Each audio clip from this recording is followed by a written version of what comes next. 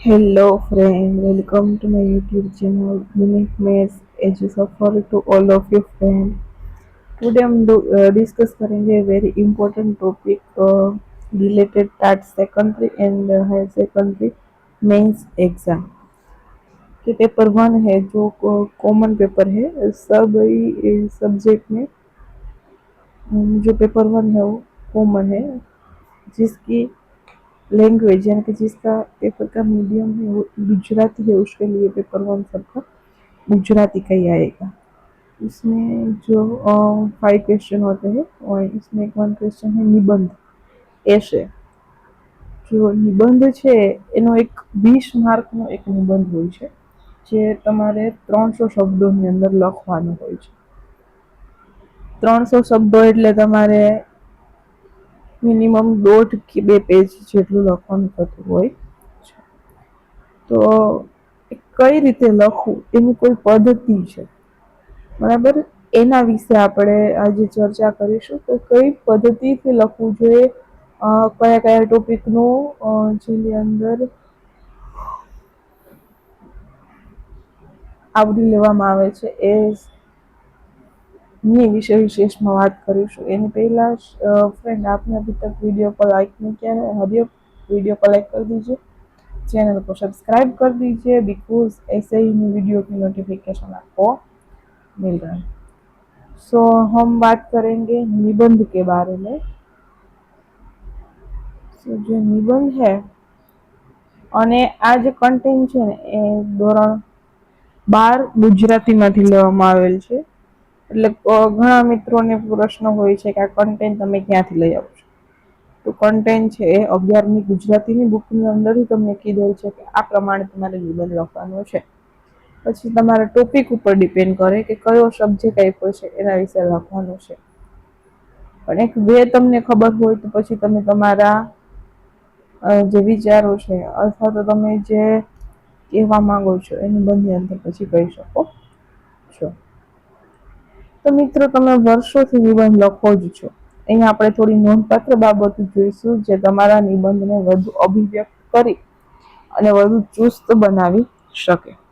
તમે પહેલા નક્કી કરો કે તમે કયા પ્રકારનો નિબંધ વધુ સારી રીતે લખી શકો છો અને તમને ખ્યાલ તો હશે જ કે નિબંધ વિવિધ પ્રકારના હોય છે। દાખલા તરીકે પ્રાકૃતિક વિષયક હોય, માહિતી પ્રદાન હોય, ઘટના પ્રધાન હોય, ચિંતનાત્મક પ્રદાન હોય, આત્મકથા હોય, કોઈને આત્મકથા વિશે લખવાનું હોય। તો જેવા જે નિબંધો છે એ લખવાના થતા હોય છે। અહીંયા 2 ઓપ્શન આપેલા હોય છે એક્ઝામની અંદર, 2 નિબંધ આપેલા હોય છે ટોપિક, એના ઉપરથી કોઈ એક નિબંધ લખવાનો હોય છે। જે આપેલા છે એ કોઈ પ્રકારમાંથી 2 નિબંધ હોય છે। તમે જે નિબંધ લખવા માંગો છો તેમાં કઈ વિગતો આવી શકે તે વિચારો અને નોંધો કે કઈ કઈ બાબતો ફર્સ્ટ તો આવી શકે। એટલે ડાયરેક્ટ નિબંધ લખવાની શરૂઆત કરવાની નથી। તમારે લાસ્ટ પેજ હોય છે કે એના માટે તમારે 2 મિનિટનો સમય મળે છે તમને કે તમે આના વિશે વિશેષમાં શું લખી શકશો। તેના મુદ્દા તારવો, મુદ્દાની કાચી યાદી બનાવો, ત્યારબાદ મુદ્દાની ક્રમિકતા નક્કી કરો અને કયો મુદ્દો પહેલા લેવાથી તમારો નિબંધ વધુ ચુસ્ત બની શકે અને જે લખાણ છે વધુ પ્રવાહી બની શકે। ત્યારબાદ છે કે તેની અંદર સમાનાર્થી શબ્દો, વિરુદ્ધાર્થી શબ્દો, રૂઢિપ્રયોગ, કહેવત, દુહાઓ વગેરેનો અભ્યાસ કર્યો છે તેનો ઉપયોગ કરો અને તમારા લખાણને વધુ સચોટ અને અસરકારક બનાવો। પસંદ કરેલો નિબંધ અનુસાર તમારી ભાષા હોવી જોઈએ। કોઈ 2 તમને આપેલા છે એમાંથી કયા પ્રકારનો પસંદ થયેલો છે એ અનુસાર એની અંદર તમારે જે છે એ લખવાનું થતું હોય છે। જો તમે પ્રકૃતિ વર્ણનનો વિષય પસંદ કર્યો હોય તો પ્રકૃતિનું દર્શન નજર સામે થવું જોઈએ, સૂક્ષ્મ વિગતો સાથે વર્ણન કરવું જોઈએ। પ્રકૃતિના રમ્ય રૌદ્ર રૂપની વાત કરતી વખતે તેને માનવ સ્વભાવની સંકુલતા સાથે પણ સાંકળવી શકાય। પ્રકૃતિ મન, હૃદય અને સ્પર્શથી હોય છે, તેથી તેમાં પ્રયોજાયેલા ભાવવાચક, ઉદ્ગારવાચક વાક્યો પણ જે નિબંધ અને વધુ હૃદયસ્પર્શી બનાવી શકે છે। એની અંદર એવા શબ્દો કહેવત, તો એવું તમારે મરી મસાલો એડ કરવાનો છે નિબંધની અંદર કે જે શિક્ષક ચેક કરતી વખતે તેને એ આબેહૂબ નિબંધ દેખાઈ આવે. જે વિષયક હોય એ નિબંધની એને અનુભૂતિ થાય એ પ્રકારનો એનો નિબંધનું લખાણ હોવું જોઈએ, જેથી શિક્ષકને ચેક કરવામાં મજા આવે અને એની પેન તમારા વધારે માર્ક દેવા તરફ પ્રેરી શકે. તો ડિપેન્ડ તો તમારે જે પેપર ચેક કરે છે એના ઉપર જ રહેશે, એને જ તમારે જે છે ઇમ્પ્રેસ કરવાના રહેશે. બાકી તો તમે જે લખ્યું છે તમને અને પેપર ચેકર બેને જ ખ્યાલ હોય છે. જો તમે માહિતી પ્રધાન નિબંધ લખવા માંગતા હોય તો તમારી પાસે મુદ્દાઓને અનુકૂળ માહિતી હોવી જોઈએ, જરૂરી પરિભાષા, તેના લાભ, ગેરલાભ અંગે તથા પક્ષ વિપક્ષ અંગેની માહિતી, તેના કારણો, ઉપાયો વગેરે જેવી વિગતો સમાવી લેવી જોઈએ. ઘટના પ્રધાન નિબંધ લખવા માંગતા હોય તો ઘટનાનું તમારે મનનું શું મહત્વ છે, ઘટનાનું તમારે મન શું મહત્વ છે, વ્યક્તિગત અથવા તો સામાજિક સંદર્ભોમાં એ ઘટના વિશેષ છે, તમારા મનમાં રોપાયેલી ઘટના વાંચનારના મનમાં રોપાય તેનું વર્ણન ઘટના પ્રધાન નિબંધને આસ્વાદ્ય બનાવી શકે છે.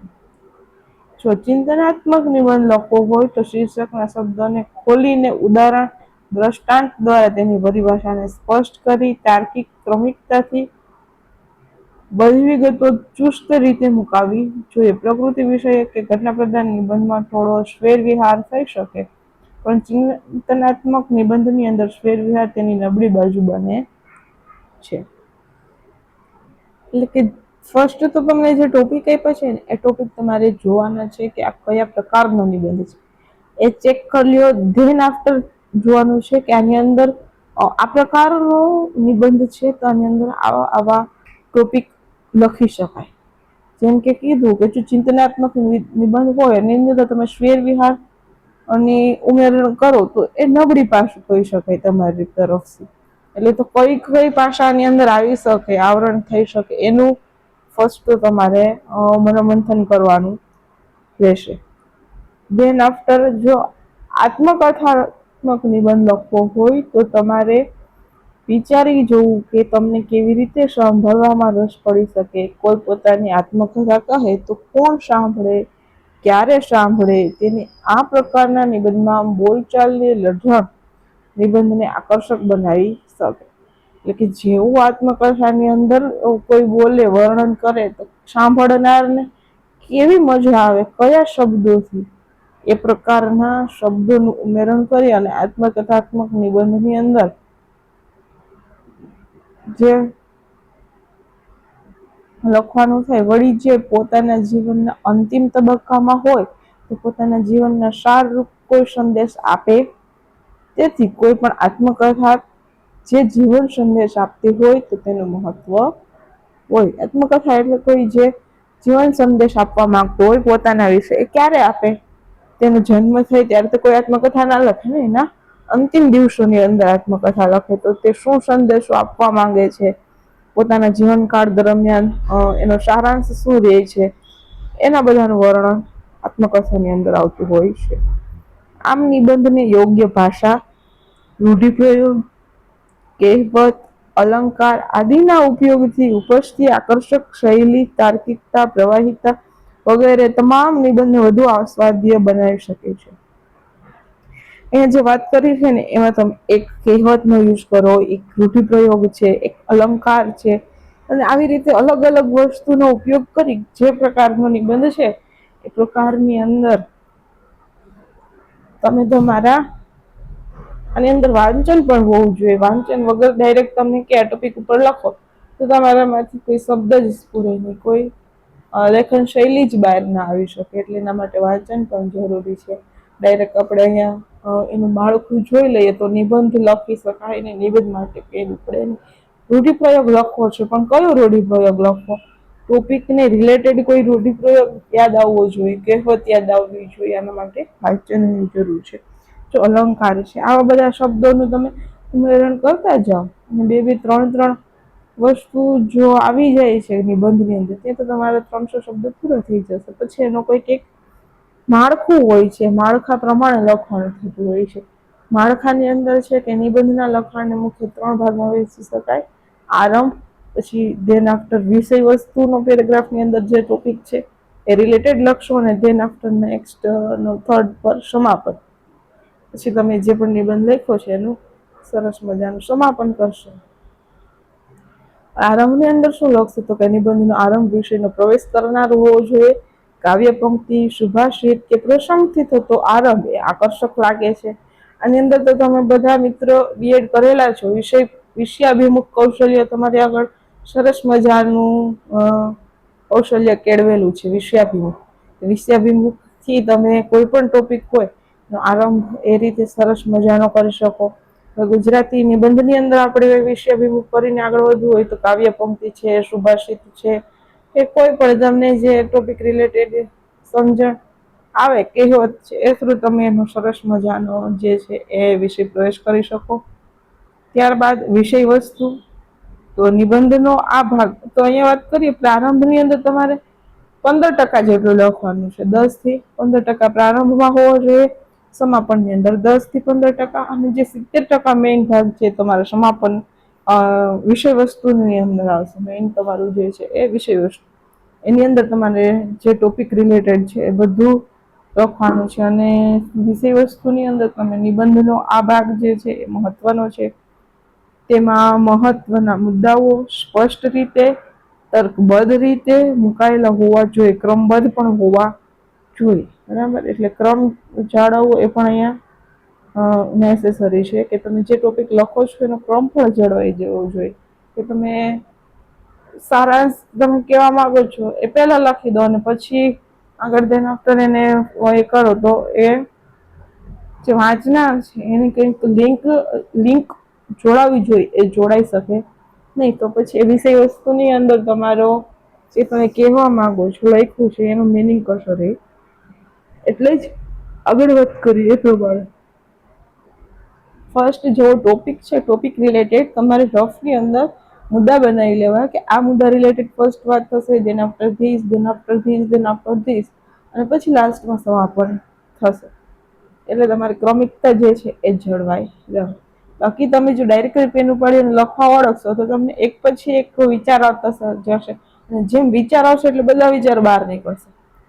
બરાબર, એટલે તમારે જે પહેલે લખવાનું હતું એ છેલ્લે નીકળશે વિચાર, છેલ્લો વિચાર પહેલા આવશે, ત્યાં તમારો નિબંધ પતી જશે. પણ તમારી જે ક્રમિકતા છે, તમે જે કહેવા માંગો છો એનો મિનિંગ જે તમારો જે શિક્ષક સુધી પહોંચવો જોઈએ એ નહીં પહોંચી શકે.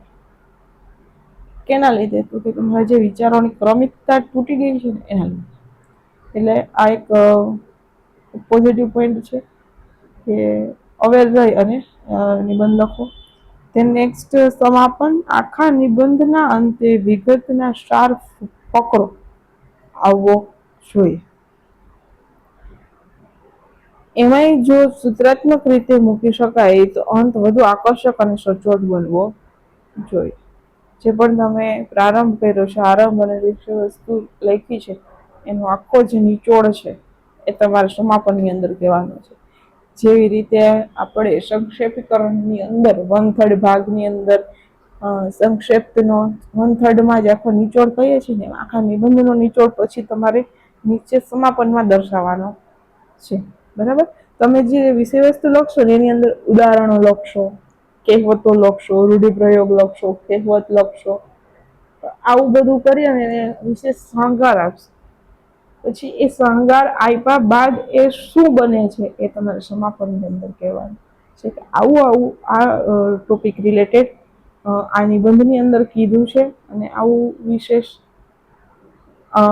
જે ટોપિક છે એની અંદર કહેવા માંગેલ છે. એ રીતે તમારે જે આરંભ અને વિષય વસ્તુ રિલેટેડ સમાપન લાસ્ટની અંદર આપવાનું છે. નીચે નિબંધના કેટલાક શીર્ષક આપ્યા છે, તમે એ નિબંધ વિશે વિચારી જુઓ. ઘણા મિત્રોને પ્રશ્ન હોય કે કયા ટોપિક ઉપર નિબંધ આવી શકે. So many topic, a lot topic બની શકે નિબંધના. એમાંથી અમુક ટોપિક 30 જેટલા ટોપિક અહીંયા આપ્યા છે. શૈશવની રમતના મારા સંસ્મરણ, તો આ વિશે લખવા બેસો તો તમારે 3 પેજ ભરાઈ જાય.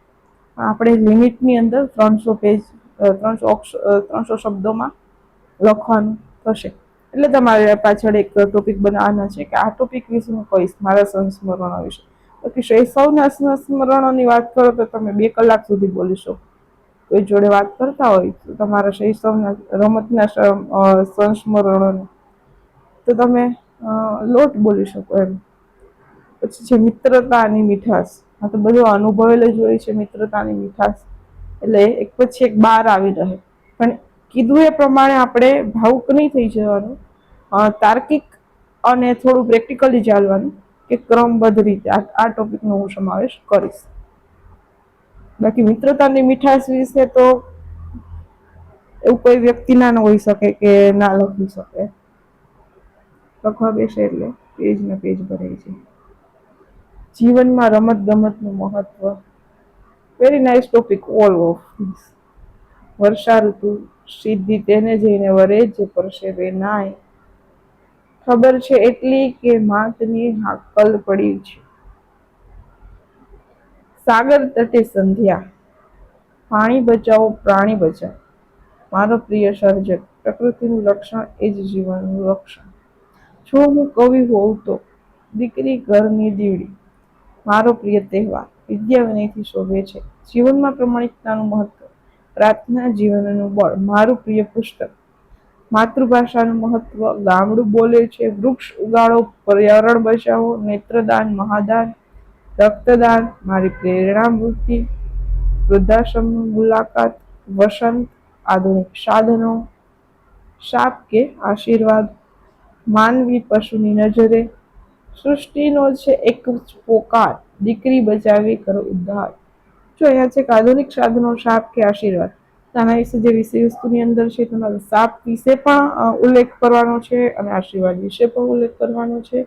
અને આધુનિક સાધનો શું છે એટલે અહીંયા તમને પ્રોપર ટોપિક કહેવાય કે આ ટોપિક ઉપર કહેવાનું છે. એ વાત કરીએ તો આ ધોરણ 11-12ની ગુજરાતીનું આગળ વાત કરી કન્ટેન્ટ લીધેલ છે. એટલે એના એજ રિલેટેડ આ ટોપિક હોય છે. હવે ઘણા મિત્રોને પ્રશ્ન થાય કે આ 30 ટોપિકમાંથી હોઈ શકે. આ થોડા લેવલ સેકન્ડરી પ્રમાણે નિમ્ન લેવલ કહેવાય નિબંધનો. એટલે મેઇનલી જે છે એ તાજેતર કરંટ અફેરમાંથી કોઈ કરંટ અફેરનો કોઈ ટોપિક રિલેટેડ નિબંધ હોઈ શકે એવી શક્યતા હોઈ શકે છે. જે આપણા સિલેબસની અંદર જે પ્રકાર આપેલા છે એ પ્રકારમાંથી કોઈ પણ પ્રકારે નિબંધ પૂછવાની શક્યતા હોઈ શકે છે. એટલે આ તો એક ઉદાહરણ રૂપ છે અને આના વિશે તો આ જો તમને આપી દેવામાં આવે આ વિષય તો આ વિશે વાંચ્યું ના હોય તો તમે ઓન ધ સ્પોટ 2 પેજ ભરી શકો એવા લો લેવલના વિષય છે કે જેની વિશે તમે લખી જ શકો એમ. અત્યારે તમારું જે લેવલ હોવું જોઈએ સિલેબસમાં વાત કરી કે સ્નાતક લેવલનું તમારું લેવલ પૂછાશે. એટલે એ લેવલ ઉપર નિબંધના ટોપિક હશે. મેઇનલી કરંટ અફેર રિલેટેડ કોઈ ટોપિક એકાદ હોય છે. એવું હોય તો PYQ જોઈ લો. ઓકે સો ફ્રેન્ડ અહીંયા જે પણ બાબત અવેર રહેવાની બાબત નિબંધ વિશે હતી એની સંપૂર્ણ વિગત અહીંયા આપેલ છે. આ કન્ટેન્ટની અંદર કે વિડીયોની અંદર કોઈ ક્વેશ્ચન હોય તો કમેન્ટ બોક્સની અંદર કમેન્ટ કરી શકો છો. વિડીયોને હજી સુધી લાઈક નથી કર્યો તો લાઈક કરી દો અને ચેનલને સબસ્ક્રાઈબ કરી દો.